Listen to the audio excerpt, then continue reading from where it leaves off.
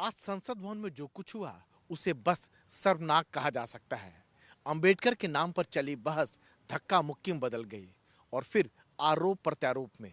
माननीय सांसदों का मामला अब पुलिस थाने तक चला गया है। सुबह 11:15 बजे के आसपास संसद भवन के मकर द्वार पर एनडीए और इंडिया गठबंधन के सांसद आमने सामने आ गए। नारेबाजी और शोरगुल के बीच धक्का मुक्की भी शुरू हो गई। कांग्रेस सांसदों ने भवन के अंदर जाने की कोशिश की। बीजेपी यही आरोप लगा रही कि राहुल गांधी ने बीजेपी सांसद मुकेश राजपूत को धक्का मारा, जो दूसरे बीजेपी सांसद प्रताप सारंगी पर गिर पड़े। राहुल गांधी एक एमपी को धक्का लगा, मेरे ऊपर गिर पड़ा और मैं नीचे। आपको किसने धक्का मारा? राहुल गांधी ने मारा सर आपने। उधर राहुल गांधी ने बीजेपी सांसदों के आरोपों को खारिज किया है। उल्टे उनका आरोप है कि उनका रास्ता रोका गया। मैं अंदर जाने की कोशिश कर रहा था तो बीजेपी के एमपी जो थे वो मुझे ऐसे रोकने की कोशिश कर रहे थे, धकेल रहे थे और मुझे धमका रहे थे। विवाद यह है, प्रियंका गांधी आई। प्रोटेस्ट कर रहा था तो leader of opposition Shri Rahul Gandhi ji बहुत क्लोज प्रॉक्सिमिटी में आके I also did not feel comfortable, अच्छा नहीं लगा। फिर वो ही स्टार्टेड शाउटिंग, ऐसे नहीं होते। जय भीम के नारे को बोलते हुए संसद में जा रहे थे। संसद में जाने से किसने रोका? इस हंगामे की वजह से लोकसभा और राज्यसभा की कार्रवाई शुक्रवार तक के लिए स्थगित हो गई है। संसद में हुई इस घटना को लेकर दोनों पक्षों ने लोकसभा स्पीकर को शिकायत की है। पुलिस में भी एफआईआर दर्ज कराई है। संसद में हुए प्रदर्शन में घायल बीजेपी के दो सांसद प्रताप सारंगी और मुकेश राजपूत आरएमएल अस्पताल में भर्ती हैं। इनकी हालत स्थिर बताई जा रही है। प्रधानमंत्री ने फोन से और बीजेपी के आधा दर्जन से ज्यादा मंत्रियों ने अस्पताल आकर इनका हालचाल जाना। गुरुवार सुबह 11 बजे से प्रताप सारंगी और मुकेश राजपूत घायल अवस्था में राम मनोहर लोहिया अस्पताल में भर्ती हैं। डॉक्टरों के मुताबिक जब वो अस्पताल लाए गए थे तब प्रताप सारंगी के माथे से खून बह रहा था और मुकेश राजपूत बेहोशी की हालत में थे। दोनों आईसीयू में हैं और मुकेश राजपूत जी तो उनको क्योंकि बेहोश हो गए थे सिर में चोट लगने के बाद, तो काफ़ी ज़्यादा घबराहट है उनको और चक्कर आ रहे हैं। तो दोनों का बीपी शूट अप कर गया था एंड सारंगी जी उनको भी काफ़ी ब्लीडिंग हो रही थी जब वो आए थे हॉस्पिटल। तो डीप कट था फोरहेड पे, तो स्टिचेस लगाने पड़े।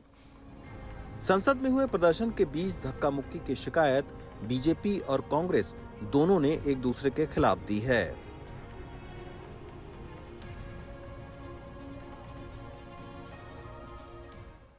देश की आर्थिक राजधानी मुंबई में गुरुवार को उस वक्त तनाव बढ़ गया जब बीजेपी युवा मोर्चा के कार्यकर्ताओं ने मुंबई के किला कोर्ट के सामने स्थित कांग्रेस ऑफिस में घुसकर तोड़फोड़ करने की कोशिश की। हिंसक आंदोलन को देखते हुए पुलिस को लाठीचार्ज करना पड़ा। पुलिस द्वारा बीजेपी के युवा मोर्चाओं के कार्यकर्ताओं पर लाठीचार्ज की तस्वीरें मुंबई की है। डॉक्टर बाबा साहब अम्बेडकर का कांग्रेस पार्टी ने अपमान किया है। विरोध में बीजेपी के कार्यकर्ता आंदोलन करने पहुंचे थे, लेकिन तनाव तब बढ़ गया जब ये लोग कांग्रेस दफ्तर में तोड़फोड़ करने के लिए घुस गए। हालात को काबू करने के लिए पुलिस को लाठीचार्ज करना पड़ा। इस तरह की हिंसक जो घटना घटी, हमारे कार्यालय को तोड़ने की कोशिश की गई, कुर्सी फेंकी गई, कुर्सियां फेंकी गई, ऑफिस फर्नीचर तोड़ा गया और पत्थरबाजी की गई। तो ये क्या ये लोग डेमोक्रेसी को मानने वाले लोग हैं? इनका विश्वास है, संविधान पर विश्वास है? अरे शांति के मार्ग से हम लोग आंदोलन करते हैं, तो आप लोग भी उसी तरह करो। इससे पहले विपक्षी दलों ने नागपुर में चल रहे विधानसभा सत्र में अमित शाह के बयान की निंदा करते हुए जमकर प्रदर्शन किया। विपक्षी नेताओं ने गले में गमछा और सर पर नीली टोपी पहनकर अंबेडकर का अपमान नहीं सहेगा हिंदुस्तान के नारे भी लगाए। संभल से समाजवादी पार्टी के सांसद जिया उर रहमान और उनके परिवार की मुश्किलें बढ़ने वाली हैं। उन पर धमकी देने और बिजली चोरी के आरोप लगे हैं। अब उनके घर का बिजली कनेक्शन भी काट दिया गया है। संभल के बिजली अधिकारी गुरुवार को सपा सांसद जिया उर रहमान के घर बिजली मीटर की जांच के लिए पहुंचे।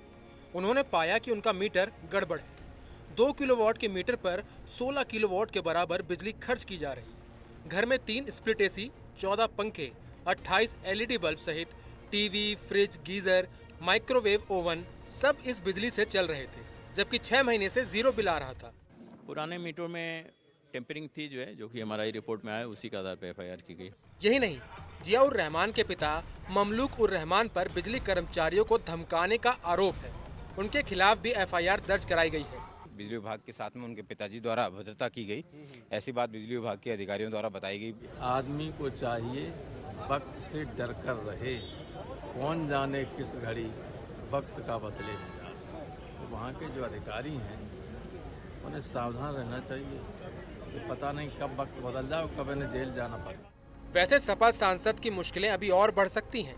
उधर संभल में अतिक्रमण हटाने की मुहिम के बाद जितने पुराने अवशेष निकल रहे हैं, उन सबको लेकर ASI की टीम भी वहां जांच करने जा रही है।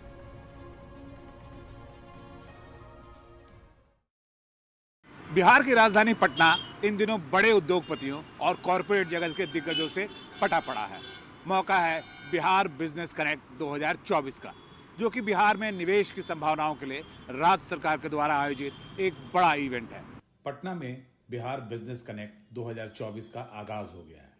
बिहार सरकार की कोशिश बिहार को एक इन्वेस्टमेंट डेस्टिनेशन के तौर पे पेश करने की। जो हमारी एक कड़ी परिश्रम हम लोगों ने की है विगत 6-7 महीनों में कोड ऑफ कंडक्ट के बाद से, ये एक बिजनेस समिट पूरे इन्वेस्ट बिहार का कार्यक्रम है कि बिहार के डिफरेंट डिपार्टमेंट्स में जो इन्वेस्टमेंट की अपॉर्चुनिटीज़ है हम उसको सामने हम ला रहे हैं और बहुत ही पॉजिटिव रिस्पॉन्स आया है। तमाम इंडस्ट्री के बड़े दिग्गज इस इन्वेस्टमेंट समिट में शिरकत कर रहे हैं और राज्य सरकार के विभिन्न विभागों के मंत्री और सचिव उन्हें बिहार में निवेश की संभावनाओं से अवगत करा रहे हैं। सरकार को उम्मीद है कि इस मुहिम से बिहार में नई औद्योगिक संस्कृति पैदा होगी और रोजगार के अवसरों का विस्तार होगा। ग्लोबल समिट के माध्यम से हम मल्टीपर्पज चीजों को आगे लेकर जाना चाहते हैं। हम लोगों ने शुरुआत किया है, इथेनॉल के सेक्टर में हमारा भारी इन्वेस्टमेंट हुआ और जो भारत सरकार ने टारगेट दिया उसमें भी लगभग 60% से अधिक हम लोगों ने इथेनॉल बनाना शुरू कर दिया। सरकार को उम्मीद है कि इस समिट के समापन होने तक लगभग 50,000 करोड़ से ज्यादा के MOU पर हस्ताक्षर होंगे। 2 साल पहले NDTV ने खुलासा किया था कि कैसे गरीब कुपोषित बच्चों और गर्भवती महिलाओं से उनके हक का निवाला छीना गया। तब सरकार ने इसे ड्राफ्ट रिपोर्ट करार दिया था, लेकिन 2 साल बाद CAG ने NDTV की खबर पर अपनी मुहर लगा दी है। 2 साल पहले NDTV ने खुलासा किया कैसे गरीब बच्चों गर्भवती महिलाओं के पोषण का निवाला छीना गया। अब CAG की रिपोर्ट ने कह दिया है राज्य में 2018 से 2021 के बीच टेक होम राशन योजना में 428 करोड़ रुपए का घोटाला हुआ था। उस राज्य में जहां 40% बच्चे स्टंटेड यानी कम लंबाई वाले हैं, जबकि राष्ट्रीय औसत 35% का है। 27% बच्चे अंडरवेट यानी कम वजन वाले हैं, राष्ट्रीय औसत 23% का है। 1,36,252 बच्चे गंभीर कुपोषित हैं, जिसमें से 29,830 सैम और 1,06,422 मैम से प्रभावित हैं। कैग की रिपोर्ट में वही तथ्य आए जो NDTV बता चुका था। फर्जी ट्रक, पोषण राशन लेकर चलने वाले ट्रक असल में मोटरसाइकिल, ऑटो और टैंकर निकले। 400 मीट्रिक टन राशन कभी पहुंचाया ही नहीं गया जैसा दावा किया गया था। राज्य शिक्षा केंद्र स्कूल के बाहर किशोरियों की संख्या 43,000 बताई गई, जबकि महिला एवं बाल विकास विभाग ने 5,51,000। मैं बधाई भी देता हूं NDTV को जिसने लगातार ये अभियान चलाया और अब CAG रिपोर्ट ने भी इस बात को स्वीकारा है कि इसमें बड़े पैमाने पर भ्रष्टाचार हुआ है। वो देखेंगे, उसमें तो मैं अभी कुछ नहीं कह सकती हूँ, लेकिन देखते हैं क्या है उसमें।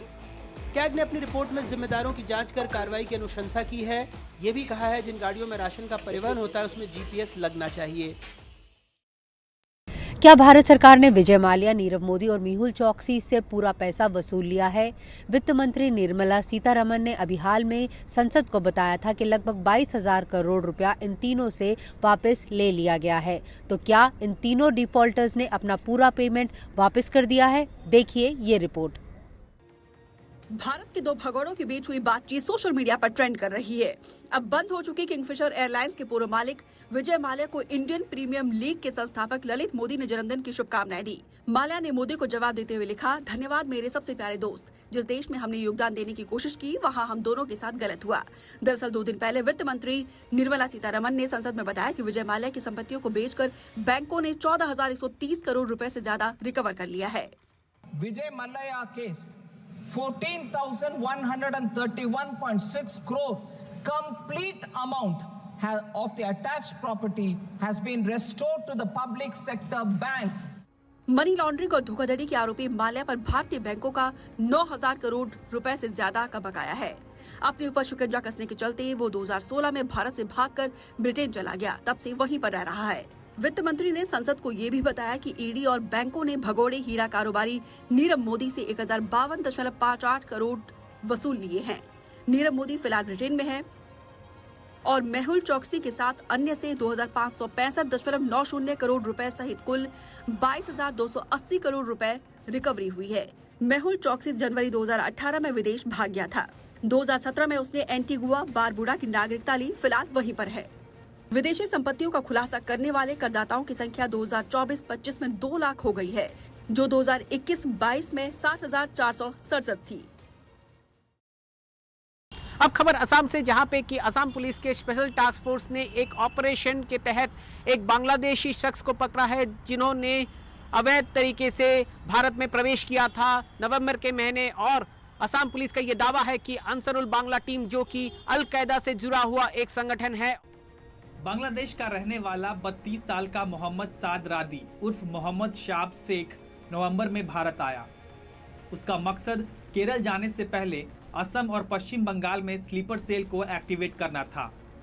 एसटीएफ ने एक बयान में बताया कि केरल और बंगाल पुलिस के साथ मिलकर उन्होंने ऑपरेशन प्रघात शुरू किया है।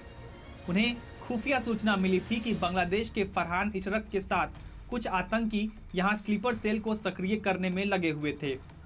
फरहान इशरक जसीमुद्दीन अंसारी के बहुत करीब है, जो भारतीय उपमहाद्वीप में अल कायदा से जुड़ा संगठन चलाता है। ये जिहादी तत्वों के खिलाफ बड़ी कार्रवाई है। हमने केंद्रीय एजेंसियों की मदद से बिल्कुल जड़ पर प्रहार किया है।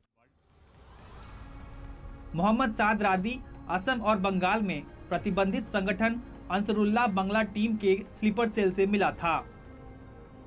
एसटीएफ ने 17 और 18 दिसंबर की रात कई छापे मारकर केरल, बंगाल और असम में 8 संदिग्धों को गिरफ्तार किया था। कि बांग्लादेश की जो स्थिति है, जो वहां परिस्थितियां हैं, उनके चलते हमारे देश पे इसका असर पड़ेगा। इन संदिग्धों से बरामद सामग्री में एक बांग्लादेशी आई कार्ड, कई बांग्लादेशी सर्टिफिकेट, बदली हुई कहानियों के साथ बांग्लादेश में छपी धार्मिक किताबें और कई सबूतों से भरे 4 पेन ड्राइव शामिल हैं।